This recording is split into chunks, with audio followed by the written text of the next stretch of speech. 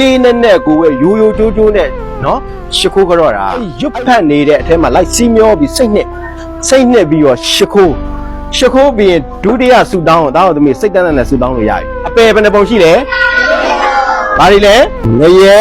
တရိษံပိတ္တာအတုရကေငရဲဆိုတာသိလားဘယ်မှာရှိအောင်ကောင်းကင်မှာလားဘယ်မှာရှိအောင်မြေကြီးအောင်မှာ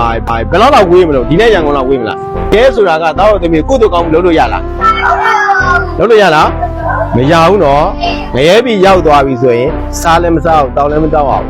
ကိုပြုတ်ခဲ့တဲ့အကုသိုလ်ကံပေါ်မူတည်ပြီးတော့ခံစားနေရတာစပါဗျာပြိဋိဘံစာစံတာနှစ်ပေါင်း2500ကျော်သွားပြီသူတို့ရအခုချိန်နေငရဲပြီမှာအကုသိုလ်လုပ်ရတာတန်းလားဟိုရည်ရွယ်ချက်ရှိပဲမကောင်းတာလုပ်လို့ဟိုရည်ရွယ်ချက်ရှိမကောင်းတာလုပ်တယ်ဆိုရင်ပြန်ခံရမှာနဲ့မတန်ဘူးကိုလှုပ်လိုက်တာမိနစ်ပိုင်းစက္ကန့်ပိုင်းခဏလေးရပြန်ခံရမှာငရဲမှာအကြာကြီးခံရမှာအဲ့တော့အကုသိုလ်လုပ်ရတာမတန်ဘူးဒီဘဝလဲခံရတယ်ငရဲရောင်လည်းခံရတယ်ငရဲကလွတ်ရင်လည်းကိုယ်ပြန်အဲ့လိုလုပ်ခံရတယ်အဲ့တော့ရှုံးတယ်ကိုယူတာလည်းမကောက်အောင်ကိုလှုပ်တာလည်းမကောက်အောင်ပြန်ပြီးတော့ပိဆက်ရတာအရန်နစ်နာတယ်အဲ့တော့အကုသိုလ်မလုပ်နဲ့ဟုတ်ဆိုအကုသိုလ်လုပ်ရတာလွယ်တယ်သူများကိုဆက်ရတာလွယ်တယ်သူများကိုကိုရတာလွယ်တယ်သူများသားများကိုစော်ကားတာသူများအသက်သက်ရတာလွယ်တယ်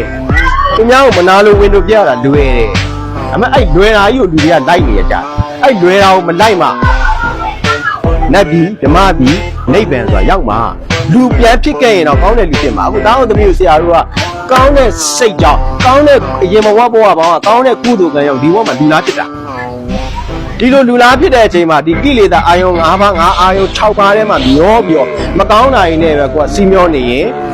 နေကြပြီလူပြန်ဖြစ်ဖို့မလွယ်တော့ဘူးတိရစ္ဆာန်ငရဲပဲဒီပုံလေးရောက်တော့မှာကျောင်းသားသမီးတို့ဒီအပယ်၄ပုံကမရောက်ဘူးလေဒီထဲမှာတယောက်မှမရှိဘူး